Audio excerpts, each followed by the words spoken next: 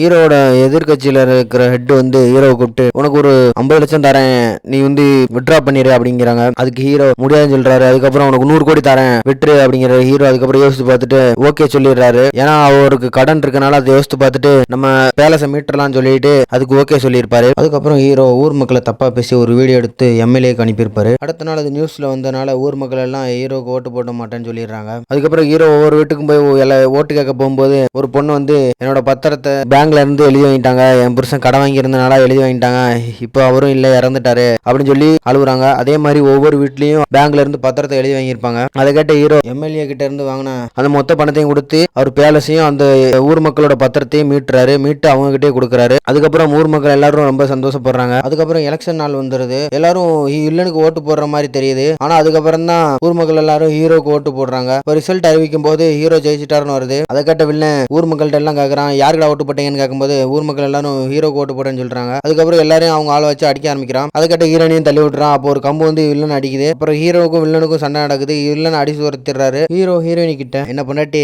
Operation சார்லத்தா complete ஆயிருச்சு அப்படின்னு கேட்கறாங்க. அதுக்கு ஹீரோயினி வைக்கப்படுறாங்க. இதோட இந்த படத்தை முடிக்கிறாங்க.